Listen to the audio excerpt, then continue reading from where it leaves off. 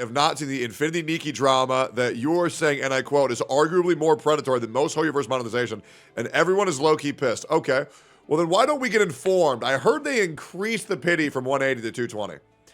That's what I heard. So let's read this here. Infinity Nikki, an absolute torrential meltdown due to Infold's abhorrent anti-consumer practices. As a day one in player, Infinity Nikki, I wanted to give a bit more context to the previous post regarding the apology because things are much, much worse than they appear. It all started arguing with the Steam wish list regards. They initially promised 10 pulls for hitting 100,000 wish list with a follow-up surprise for hitting 200,000. Instead, they retroactively changed the 100,000 rewards to 2 pulls and made 200,000 to 10 pulls. What? What the fuck? No, that's insane. That's fucking crazy. Jesus. I've never heard of any company. I thought Infinity Nikki was one of the good ones. Damn, bro. The community naturally lost their fucking minds. And after a day of rioting, Infold backed off and gave 10 pulls plus 10 additional pulls for reward hitting 200,000. Okay. Good. Don't let these gotcha companies fuck you. Great on the community. People were already very unhappy with the longest patch so far, 1.4 being the patch with the least amount of content. So this did little to appease the community. People are still smoldering. This reminds me of Siege of Orgrimmar being the patch for, I believe, a year and a half in World of Warcraft. That shit was fucking torture. Version 1.5 is teased, and along with it, Sea of Stars, which is a core aspect of Nikki games. People are super excited. The art looks amazing. They're going to allow people customization via dye that lets you change colors of all your coloring, of all your clothing. Sentiment is an all-time high after the developer live stream, and people are hyped for his health for 1.5. Unfortunately, if the data miners get to work, some are very concerning things are coming to light, namely that the 2 new 5-star banners will be 11 pieces, which are usually 9. Previously, most 5-star outfits have been 8 to 10 stars, with one 11-star outfit in the very first banner. It takes 20 pulls to get one 5-star. So bumping the outfit count from 9 to 10 to 11 is a 20 pull increase to max pity.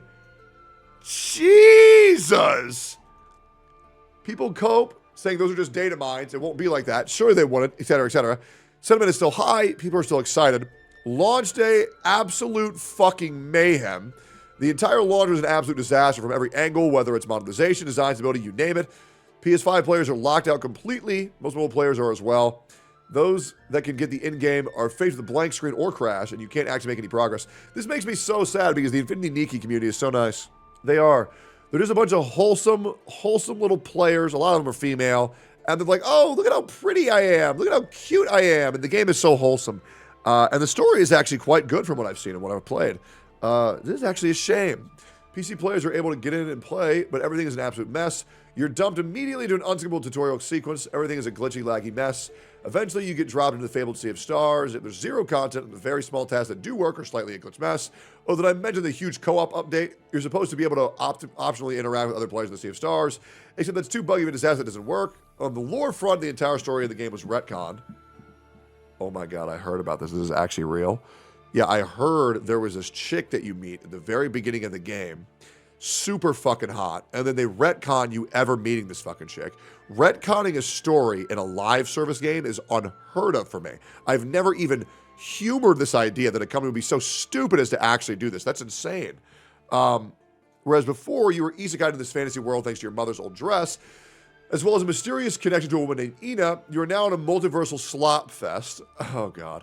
All of the previous intro story has been removed for new players, and everyone is now part of this multiverse Nikkiverse that is trying to prevent the end of the universe. No context, no elaboration, no explanation. You're just dumped into this retcon as soon as you open the game. Apparently, you have already destroyed the world, and now you're going back in time to save it for something. On monetization front, both banners are 11 pieces, meaning a maximum pity of 220 pulls. And that's only for the base outfit plus 1 recolor. To get the final evolution, you need to pull the entire outfit again, 440 pulls. Jesus. But it doesn't stop there. They added more paid items that are just decorations, meaning they can't be equipped with Nikki as outfit pieces. They added the bathtub, marked up as $70, and then slapped a minus 79% tag on it to pretend they're selling it at a deal for $10. Mind you, there's no housing system yet, so players are furious. They keep trying to sell these decoration cosmetics that barely have any usage. At this point, the game feels like a generic Chinese gacha clone. You know, the ones with minus 90% tags on everything. Oh, this pack was originally $999, great value. Jesus. Okay, so Infinity Nikki is going full swing, full predatory. They're going Honkai Star Rail, 3 million % value. Spending event. Spend $1,000 and you get this $10 item. Oh, bro, that's so bad. That's so bad. You buy a bathtub to put on the street because you ain't got a house either. Man, oh man. The hype dying system, 90% of the palette colors lie behind a new currency. Oh, fun. The only source of this currency is from the monthly shop, which is super limited. You wouldn't be able to unlock every little palette for one 5-star outfit, even if you save the monthly currency for a year. Jesus.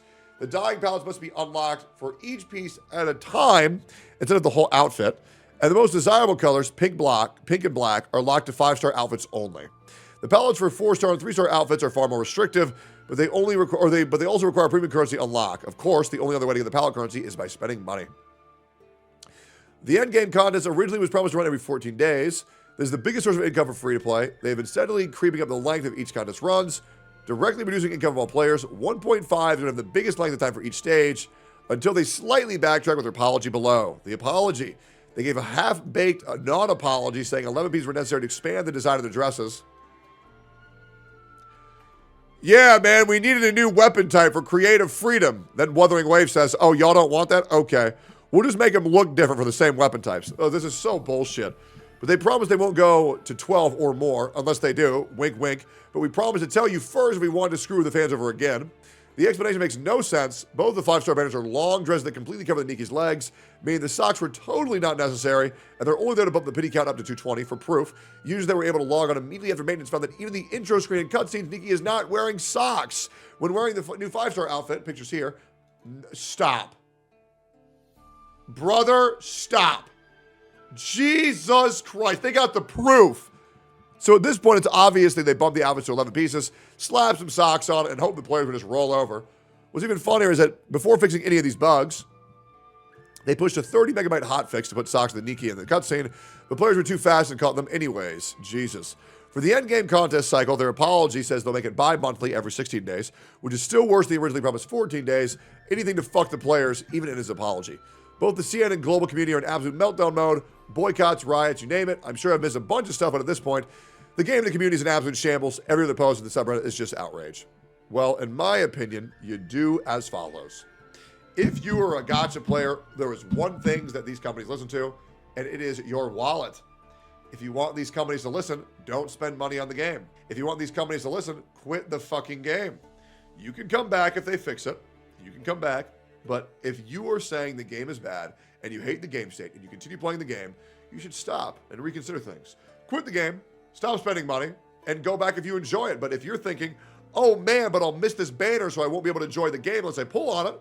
Well, why are you playing a game where if you don't spend $400 on a optional content that's supposed to be enjoyed, is that really a game that you want to play? Me personally, not really.